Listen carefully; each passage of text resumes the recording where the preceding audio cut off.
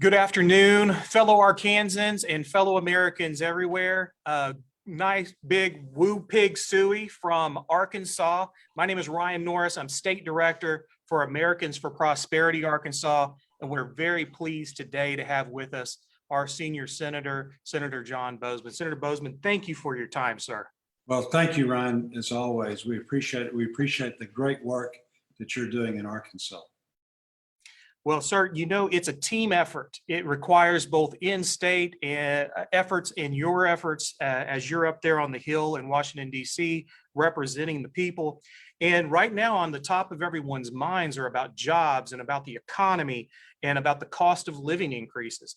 And we heard just last night a policy that many think are going to be detriments to us if they became enacted, such as the infrastructure bill that the president's administration is currently pushing. So do we even need a big, massive infrastructure / jobs bill when here in Arkansas, we're seeing our employment rates are coming down, the national rates, employment rates are coming down. I think it's at 6.2% right now. You know, what's your thoughts on this? Is this necessary?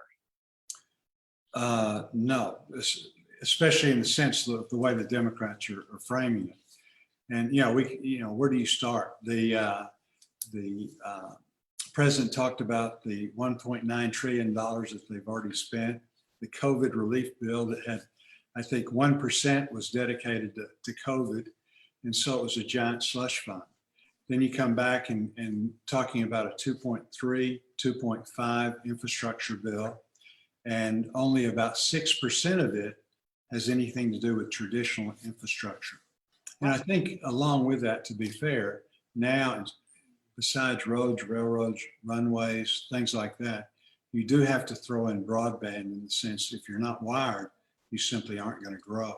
Mm-hmm. But we're providing a lot of money in a lot of different vehicles for broadband. And that's something that we can take advantage of. And just talking about that for a second, there's been so much tragedy that's come about as a result of the pandemic. On the other hand, broadband, the type of thing that we're doing today, a year ago simply wouldn't have happened. We just wouldn't do this. Now we're very comfortable doing this, and we can get all over the country, all over the state very, very easily. And so that's a good thing. Telemedicine, breaking down those barriers, with the medical boards on that would have taken a generation to get where we're at now, getting the government to pay for it. So all of those have been good. And then again, learning, telecommuting, very, very positive things. So all that's good. In regard to the infrastructure bill, they're talking about $2.3, $2.5 trillion. And then they've got the family bill. That's another $2 trillion. So you're talking about over $6 trillion of spending, which is such an enormous sum of money. And you're the people that are, on the with us today are pretty astute. But when you consider that, the entire federal spending, defense, those kind of things, the discretionary spending, agriculture, education, the border, all of those things is what, 1.4, 1.5 trillion, something in that range. So, again, $6 trillion is an unimaginable amount of money. Of that, only about 6% in the infrastructure bill has anything to do with infrastructure. They're saying now that child care, home health care, all of that is actually infrastructure because, if you don't have the ability, if you're caring for a loved one, and you don't have the ability to go out and use the roads, or if you're caring for your children, and you don't have the ability to go out and really use the roads, and that's infrastructure. Right. So it's really wild. It is a tremendous slush fund. Along with that, the pay-fors, and you do even they understand that with the staggering amounts of money that they're talking about spending, the pay-fors, going from such a significant tax increase, 21 to 28%. That's 7%. I'm not a genius, but I used to have 75 employees with my brother, and that's a third increase in your taxes. Right. That's a big deal. So Right. list goes on. Lots of different components that have been put in that are very special interest oriented, very fundamental attempts to transform the American economy from one that is about, making your own way and achieving your dream. And it's now trying to set a top down, one size fits all American dream for everybody. No, very much. And one thing that we hadn't talked about yet is that it preempts right to work rules, Right. like in Arkansas. It's all payback for unions. That's why the home health care is included to satisfy the union that takes care of those folks. So yeah, it is all about trying to reshape America in a very, very dramatic way. I like the tweet. I think Mitt Romney sent out a tweet last night that Bernie Sanders should be smiling or be very happy after hearing the speech. So I don't know. He's a pretty gruff guy. I don't know if he was smiling, but I think he was very, very happy about the tone of the speech last night. Well, you had referenced, right to work, and that, some of this would be tailored to support the unions. But when you look at some of the components of this, such as the cap and trade component, they have $100 billion in there. Even unions are projecting that through such schemes as cap and trade, the effect on good paying jobs would be the loss of 1.5 million jobs. Right. And that's coming from someone who traditionally would be on the opposite side of the issues with us, but we can all agree losing jobs is a bad thing. Very much so. And it's one thing for me to say it. It's one thing for you to say it in your position, but the outside groups, the nonprofits, the Congressional Budget Office, people like that for the most part are fairly nonpartisan. Mm-hmm. They agree with your statement completely. Yes. This is a job killer, and everybody knows it. I was talking to Senator Capito last night, and I was asking her about, they lost a congressperson, if they were surprised, and she said no, that over the last 10 years they've lost, don't quote me on this, but it was over 20% of their population. That's all about coal mines going away. Mm-hmm. The loss of those jobs. President Biden's approach to that is, well, go get a great green new job someplace. Well, good luck with that. Well, sitting right here talking about in the impact on the energy sector to the consumer, there's estimates that if this infrastructure bill in its entirety were to take place, that it's going to be between an 18 to 29% increase in electric bills. Right. And so our electricity costing more, that is a burden that many on the lower end of the poverty spectrum cannot bear anymore. Everything's going up. You're exactly right. And I think that's probably a conservative estimate, in the sense that, like you said, what does that do to a single mom? What does it do to people on fixed income? The other thing is, for us to be competitive overseas with our heavy manufacturing, that's dependent on cheap energy prices. It's so very important. We take these things for granted. Right now, somebody was telling me that we are importing more oil from Russia than we are from Alaska. That makes no sense at all. And something we need to be very, very concerned about right now with the economy is the creeping up of gas prices. And most people, if you talk to the large retailers, when you talk to our cafe owners, the people that, again, just talking to our business people, at $3.50 a gallon, it really starts to change behavior. $4 a gallon, it shuts things down because you're taking $20 or $30 out of each. We're all two-wage earner workers now, and commuting and this and that. You're taking $20, $30 out of each one per week. That's all the disposable income that most families have. So these are huge things, and they have far-reaching things. Yeah, and again, it goes back to the idea that how can a government is so big as what they're wanting to grow it? It's not even just big government; it's gargantuan government, and it cannot be by its very nature on the side of the little guy, of the common everyday citizen. I was noticing in there is a $10 billion allocation for the Civilian Climate Corps. This is to have 1.5 million environmental activists that would be able to fan out across the U.S. and be the hall monitors for all of us. I've asked about that. Nobody can really tell me what they're going to be doing, but again, that stuff like that is pretty crazy. Yeah, I mean, $10 And the billion. sad thing is, even, it seems like President Biden wants to be, the next FDR or whatever. But at least there we've got the public works projects that we can be proud of, in the sense we can point to. These things have stood the test of time, but doing things like that, you're not going to have much to show for it, at the end of the day. And then so many of these other policies, not only do they cost a lot of money now, but this is cost that's going to be with us from now on. And going into all of this spending with $1 trillion deficits to begin with, it makes it really, really difficult. You start, you mentioned the $28 trillion. I don't know what it's at today. You almost have to look at it constantly, because it's gaining momentum so fast. But I do know that if interest rates were to tick up a couple points, then we literally would be spending all the money that we had, paying the debt versus the other discretionary spending that we have. And you say, well, John, that's not going to happen. And that's every society that's gotten itself in trouble is, well, the attitude is, well, it can't happen now. It can't happen this time. It can't happen to us. So even some of the head economic folks on the other side are really getting very, very nervous about pumping so much money out. You mentioned earlier, Republicans have come back with a much, much smaller bill that really is infrastructure. There's more infrastructure dollars spent on electric vehicles than there is on infrastructure in their bill, okay? But what we're talking about doing there is clawing back the unspent dollars. There's $1 trillion that haven't been spent, from the previous bills that we passed. And then also taking the bill that they passed in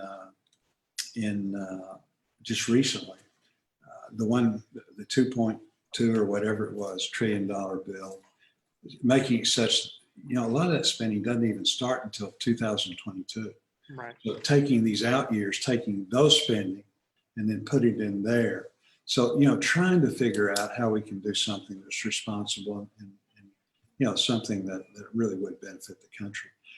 It's going to be very difficult to get there. They want to, they're as we heard last night, they're very serious about this stuff.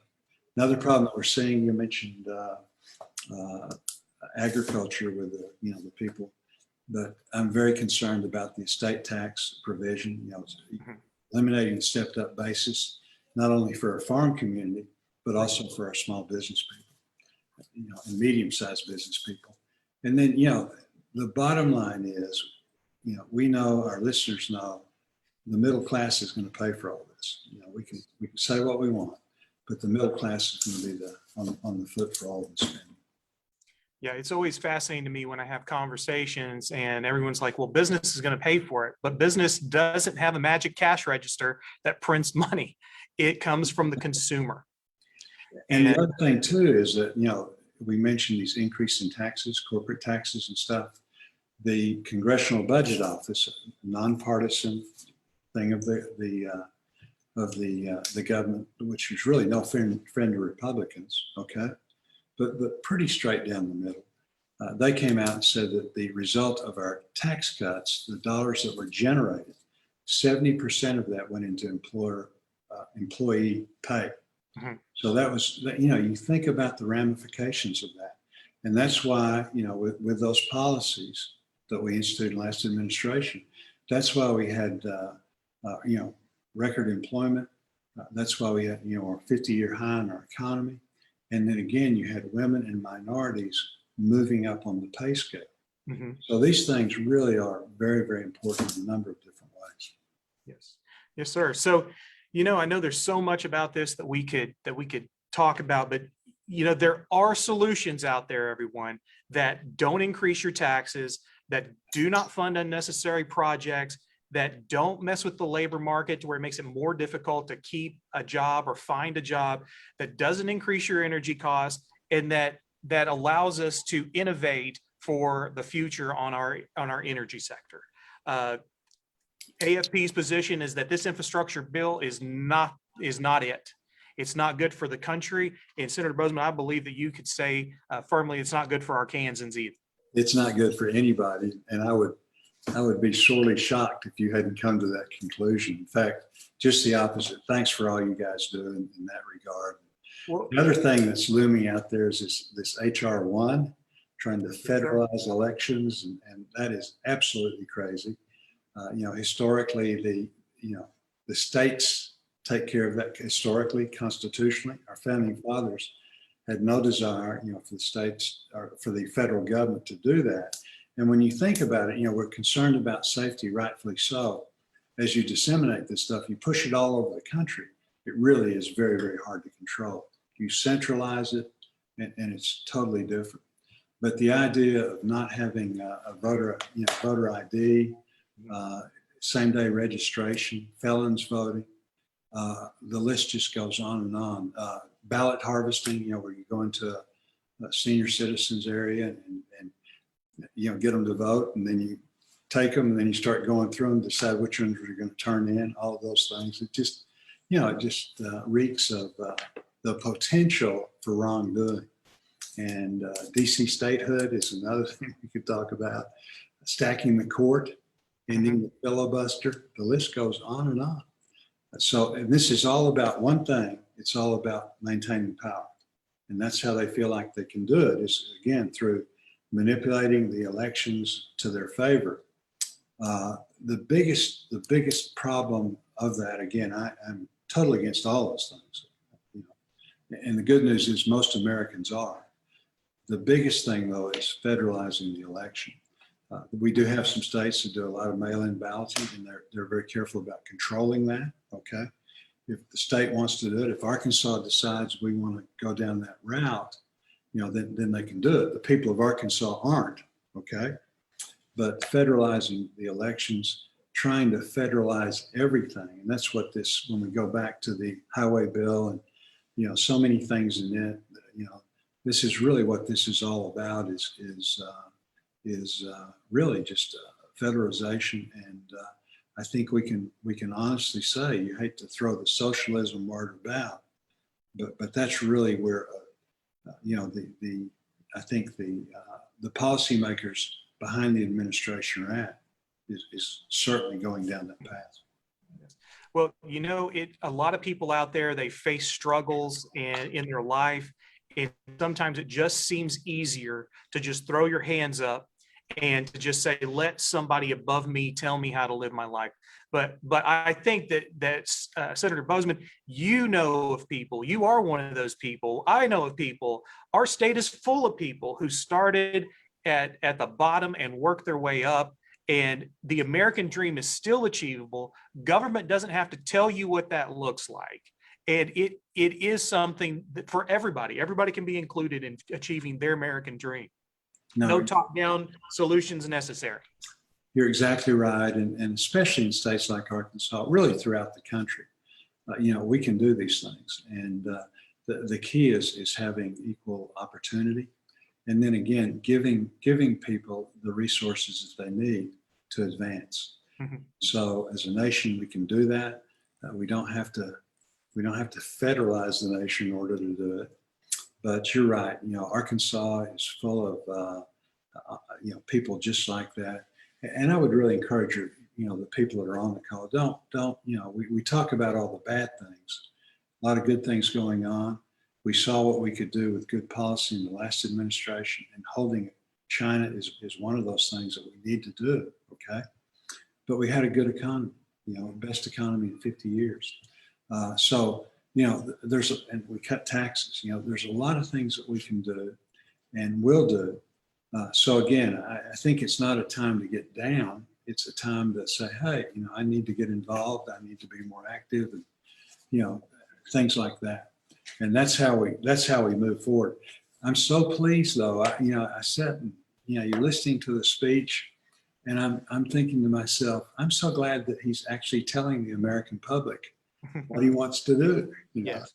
And the good news is, the most Americans, we're all busy trying to make a living and taking care of our families and things like that. That's the most important thing. But I think their gut feeling is that this is way, way too much. Yes. Yes. Well, Senator, thank you so very much for your time. We really do appreciate it. I always enjoy getting up there and getting a chance to see you, but hopefully we'll be able to do that soon. But Arkansans appreciative. I know that from your sports background, you know how important it is to hold the line. Yeah, yeah. So we appreciate you holding the line for Arkansas.